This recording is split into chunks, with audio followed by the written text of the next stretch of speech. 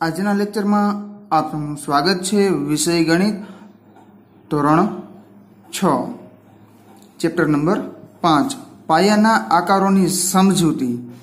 એની અંદર આજે આપણે ટોપિક છે ત્રિપરિમાણીય આકાર। હવે આપને પ્રશ્ન થાય કે ત્રિપરિમાણીય આકાર એટલે શું?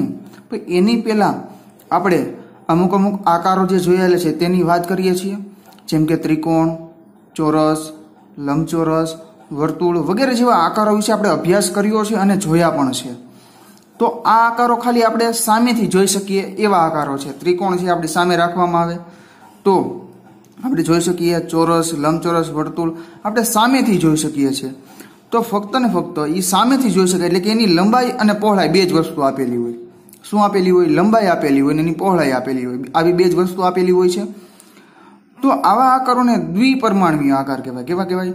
દ્વિપરિમાણીય આકાર। કેમ કે એ ફક્ત ને ફક્ત સામેથી જોઈ શકાય છે અને એના બે એકમો વડે માપન થાય છે, લંબાઈ અને પહોળાઈ, એટલા માટે એ દ્વિપરિમાણીય આકાર છે, એટલે કે 2D આકારો કહેવામાં આવે છે। તો જેને લંબાઈ અને પહોળાઈ જેવા બે જ માપ હોય તેને દ્વિપરિમાણીય આકાર કહે છે, જેને ટૂંકમાં 2D આકારો કહેવામાં આવે છે। હવે 2D આકારો શું કામ દોસ્તો? કેમ કે અહીંયા આપણે દ્વિપરિમાણીય એવો શબ્દ વાપરેલો છે। દ્વિપરિમાણીય અહીંયા આપણે એવો શબ્દ વાપરેલો છે। દ્વિ એટલે કેટલા થશે? બે। દ્વિ એટલે કેટલા થશે? બે। પરિમાણ એટલે કેટલા પરિમાણમાં રહેલો છે? એટલે કે એક પરિમાણમાં રહેલો છે, બે પરિમાણમાં રહેલો છે, ત્રણ પરિમાણમાં રહેલો છે, એમ કે એના માપ છે એ આપણને કેટલા મળે છે? કે એક પરિમાણ, અહીંયા આપણને બે માપ આપેલા, લંબાઈ અને પહોળાઈ, તો એના બે પરિમાણ થયા, એક લંબાઈ અને પહોળાઈ, એટલા માટે દ્વિ કેટલા માપ છે? લંબાઈ અને પહોળાઈ કેટલા માપ મળે છે આપણને? બે માપ, એટલે કે બે એટલે કેટલા? દ્વિ પરિમાણ। એટલે કે આવા આકારો છે ત્રિકોણ, ચોરસ, લંબચોરસ, વર્તુળ। કયા કયા?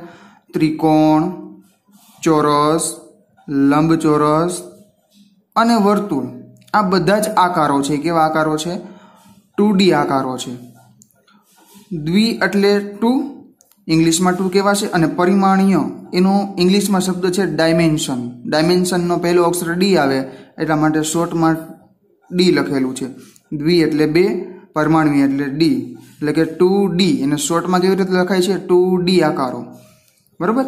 ત્યારબાદ છે આપણો જે ટોપિક છે ત્રિપરિમાણીય આકાર।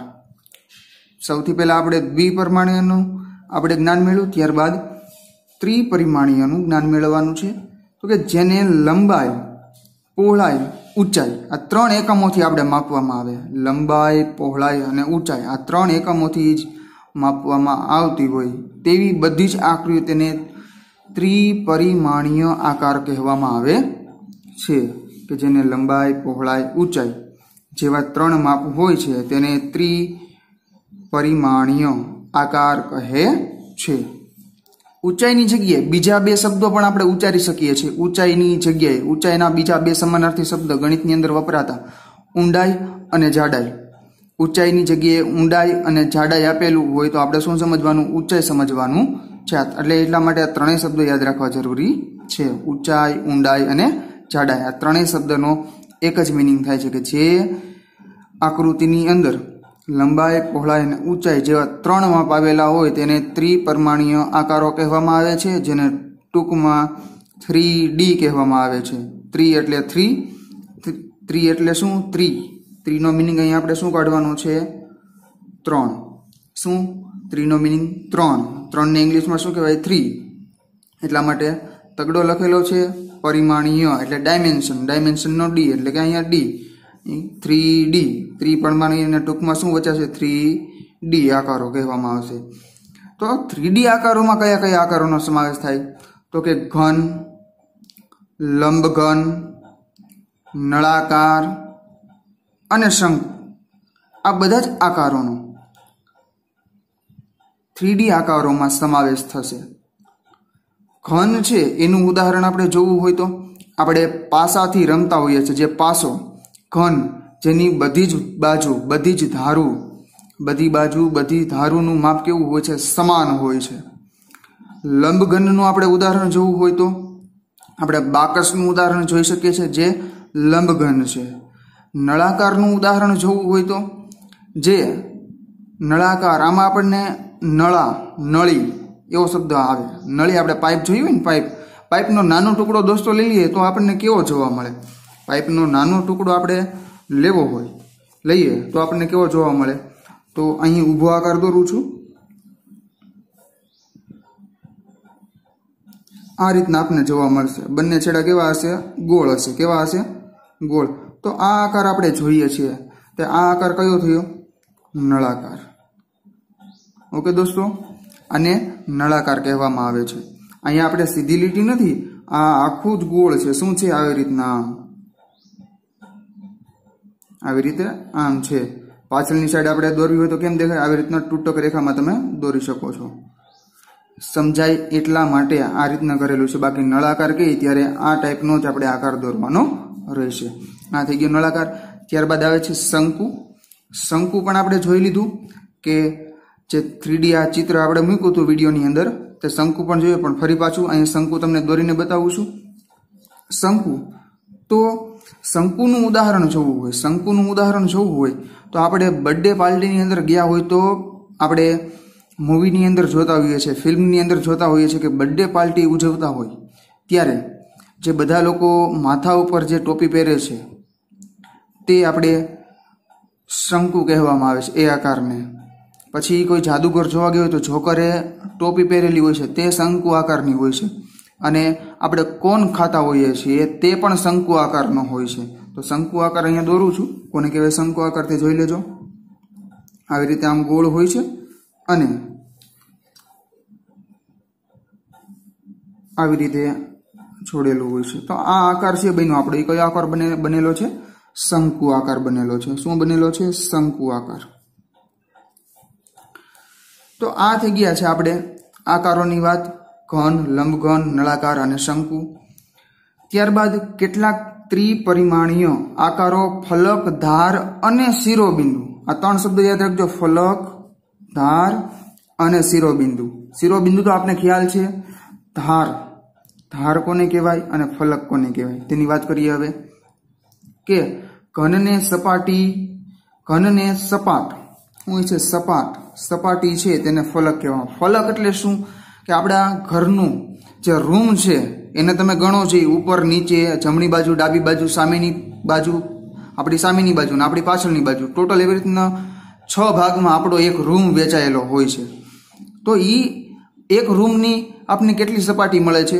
6 સપાટી મળે છે. તો એને ફલક કહેવાય દોસ્તો. તો એક ઘનની સપાટ સપાટી છે તેને ફલક કહેવામાં આવે છે. અહીંયા આકાર દોરું છું. તો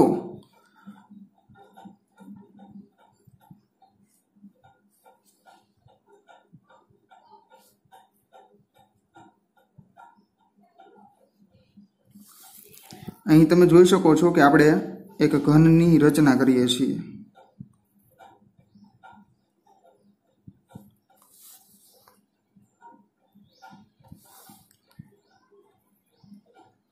અહીં આપણે લંબઘન દોરેલો છે. શું દોરેલું છે દોસ્તો? લંબઘન દોરેલું છે.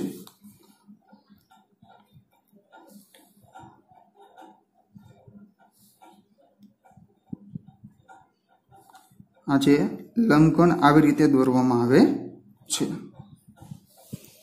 તો તમે જોઈ શકો છો કે એનું એક શિરોબિંદુ, આ બીજું શિરોબિંદુ, આ ત્રીજું શિરોબિંદુ, આ ચોથું શિરોબિંદુ, પાંચમું શિરોબિંદુ, છઠ્ઠું શિરોબિંદુ, સાતમું શિરોબિંદુ, આ આઠમું શિરોબિંદુ. તો આપણે જે આ ફલક, ધાર અને શિરોબિંદુની વાત કરી હતી ને, તો આ આપણે શિરોબિંદુ જોયા. આને શિરોબિંદુ કહેવામાં આવે છે. હવે આપણે શું સૌથી પહેલા છે? ફલક. ફલકને શું કહેવાય છે? સપાટી કહેવાય. જે ઘન આકાર હોય છે એની એક સપાટી આપણે લઈએ, જે એનું એક સપાટી લઈએ તો એ ફલક કહેવાય. તો આમાં તમે જોવો છો, આ એક બાજુનું આપણને જે આકાર મળે છે, આ એક, પછી એક સામેની બાજુનો, બરોબર એની પાછળની સાઈડનો આવડો આ ભાગ, આની સામેની બાજુનો આ એક, ઉપરનો આકાર આપણને મળે છે તે સપાટી, નીચેનો આકાર મળે છે તે સપાટી. તો આની અંદર ટોટલ કેટલા ભાગ મળશે આપણને? ઉપરનો ભાગ, નીચેનો ભાગ, જમણી સાઈડનો ભાગ, ડાબી સાઈડનો ભાગ, આ સામેનો ભાગ અને આ આગળનો ભાગ. તો ટોટલ કેટલા હોય છે ફલક? ફલક કેટલા હોય છે? 6 ફલક હોય છે, એના ફલક કહેવાય. અને ધાર એટલે કે બે સપાટી તમે ભેગી કરો, કોઈ પણ બે સપાટી ભેગી કરો એટલે આપણને શું મળે છે? ધાર મળે છે. એને ધાર કહેવામાં આવે છે. અહીં પણ આપણે લખેલું છે કે ઘનની બે સપાટી મળે તેને ધાર કહેવામાં આવે છે. અને આ ધારો જે બિંદુમાં મળે છે તેને શિરોબિંદુ કહેવામાં આવે છે. તો આને શું કહેવામાં આવે? આ જે છે એને ધાર. શું કહેવામાં આવે છે? ધાર. તો આમાં કેટલી ધાર છે? તો કે 1 2 3 4 5 6 7 8 9 10 11 અને 12. તો ટોટલ કેટલી ધાર આવે છે? 12 ધાર આવે છે. તો દોસ્તો સમઘન અને લંબઘનમાં તમે એના શિરોબિંદુ લખો. શિરોબિંદુ લખો તો શિરોબિંદુ કેટલા મળે છે આપણને? 8. ફલક કેટલા હોય છે સમઘનમાં અને લંબઘનમાં? તો કે 6. અને એની ધાર કેટલી હોય છે? 12. આ એક ખાસ વસ્તુ યાદ રાખવાની છે. કઈ બે આકૃતિ માટે? 3D આકારો માટે સમઘન અને લંબઘન. આ બે આકારો કયા છે? 3D આકારો છે, બરોબર. તો સમઘન આવો શબ્દ હું કામ વાપરવામાં આવ્યો છે? સમ એટલે સરખું, જેની ધાર હશે એ ધારની બધી જ ધારનું માપ કેવું હશે? સરખું હશે, એટલા માટે એને ઘન. એવો સમઘન શબ્દ વાપરે અથવા તો ખાલી ઘન વાપરે તો પણ આપણે એવું જ સમજવાનું કે એની બધી ધારોનું માપ કેવું હશે? સરખું હશે. ત્યારબાદ છે ત્રિકોણીય પ્રિઝમનું આધાર ત્રિકોણ હોય છે. હવે પ્રિઝમનો આકાર આપણે આકૃતિ દોરીએ કે પ્રિઝમ કેવું હોય છે. તો આ આપણે એક ત્રિકોણ દોરીએ છીએ અહીંયા.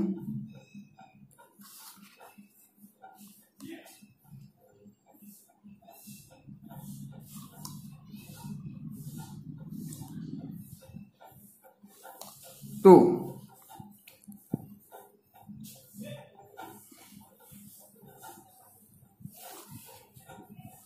આવી રીતે આપણે પ્રિઝમ દોરવામાં આવે છે દોસ્તો, બરોબર.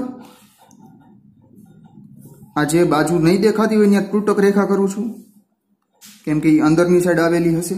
પ્રિઝમ છે આપણે આપણાથી ઊંધો દોરાણો છે.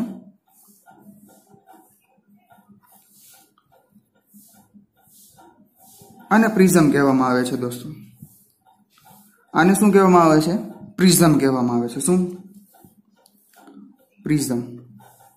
તો જે આકાર તમે લ્યો છો સામે પણ એવો જ આકાર તમને મળે છે, બરોબર. જે આકાર આપણે ત્રિકોણ લીધો તો અહીંયા આપણને ત્રિકોણ મળે છે. એને પણ કેટલી સપાટી હોય છે, કેટલા ફલક હોય છે? તો કે 1, એની પાછળનું 2, નીચેનું 3. સામે બાજુ ત્રિકોણ અને પાછળની બાજુ પણ ત્રિકોણ. તો આના પણ 6 ફલક હોય છે. ધાર પૂછે તો કેટલી આવશે? 1 2 3 4 5 6 7 8 અને 9. ટોટલ 9 ધાર હોય છે. શિરોબિંદુ કેટલા આવેલા? તો કે 1 2 3 4 5 અને 6 શિરોબિંદુ આવેલા હોય છે. તો આ થઈ ગયો આપણો પ્રિઝમ. ત્યારબાદ પિરામિડનો આધાર ચોરસ કે લંબચોરસ હોય છે. પિરામિડનો આધાર ચોરસ કે લંબચોરસ હોય છે. તો પિરામિડ કોને કહેવાય? તો પિરામિડ આપણે અહીંયા ચોરસ અથવા લંબચોરસ કોઈ પણ એક આકૃતિ દોરીએ છીએ.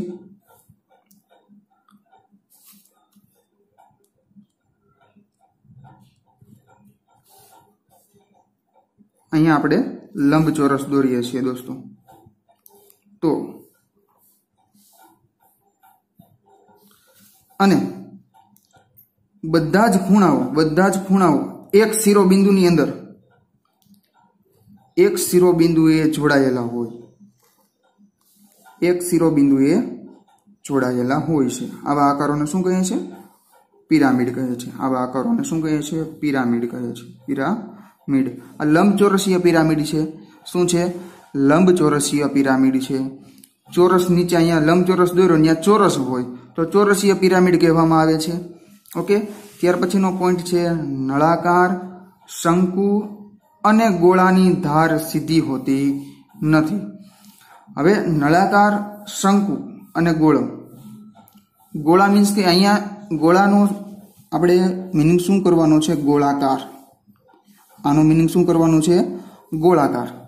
હવે નળાકાર તો આપણે જોયું, નળાકાર કેવો હોય છે? ગોળ હોય છે, પણ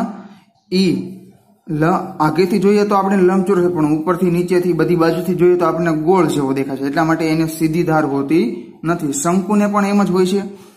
અને ગોળાકાર આપણો તમે દડો જોવો છો, ફૂટબોલ છે, પછી ટેનિસનો દડો છે કે સિઝનનો બોલ છે, એમાં તમને કે સીધી રેખા જોવા નહીં મળે, ધાર જોવા નહીં મળે. ધાર એટલે શું? આપણે આને ધાર કહીએ છીએ ને, આ વસ્તુને આપણે ધાર કહીએ છીએ. તો એની અંદર સીધી રેખા જોવા મળશે નહીં. એટલે અહીંયા આ પોઈન્ટની અંદર નળાકાર, શંકુ અને ગોળાકાર જે આકાર છે તેની અંદર ધાર સીધી હોતી નથી. ગોળાકાર કોને કહેવાય? તો કે આવી રીતનો ગોળ આકાર હોય છે, એને ત્રણેય બાજુથી તમે જોઈ શકો છો. આપણે દડો હોય છે તેને આપણે ત્રણેય બાજુથી જોઈ શકતા હોઈએ છીએ. આ આકાર છે કેવો છે? ગોળાકાર છે. દડો છે તમે ત્રણેય બાજુથી જોઈ શકો છો, ઉપર, નીચે અને સામેની બાજુથી. બરોબર? સામેથી, બાજુમાંથી અને ઉપરથી. બરોબર? 3D આકારોને તમે ત્રણ રીતે જોઈ શકો છો: સામેથી, ઉપરથી અને બાજુમાંથી. આ ત્રણ રીતે તમે 3D આકારને જોઈ શકો છો. બરોબર છે? અને 2D આકારને ફક્ત ને ફક્ત સામેથી જોઈ શકો છો. 2D આકારને આપણે ક્યાંથી જોઈ શકીએ છીએ? ફક્ત ને ફક્ત સામેથી જોઈ શકીએ છીએ. તો અહીં આપણે ફરી વખત જોઈ લઈએ કે 2D આકારોમાં કયા કયા આકારોનો સમાવેશ થાય? તો કે ત્રિકોણ, ચોરસ, લંબચોરસ અને વર્તુળ. અને 3D આકારોમાં કેનો સમાવેશ થાય છે? કે ઘન, લંબઘન, નળાકાર, શંકુ, ત્રિકોણીય પ્રિઝમ, ચતુષ્કોણીય પ્રિઝમ વગેરે જેવી આકૃતિ પ્રિઝમની અંદર. અને પિરામિડમાં પણ ચોરસીય પિરામિડ, લંબચોરસ પિરામિડ. અને છેલ્લો એક પોઈન્ટ તો ખાસ કરીને કે ધાર છે, ધાર કેની અંદર હોતી નથી? એટલે કે ધાર કેની અંદર હોતી નથી? તો કે નળાકાર, શંકુ અને ગોળાકાર આકાર જે છે એની અંદર ધાર હોતી નથી. નળાકાર, શંકુ અને ગોળાકાર છે એ પણ 3D આકારોની અંદર જ સમાવેશ થાય છે. થેન્ક યુ દોસ્તો.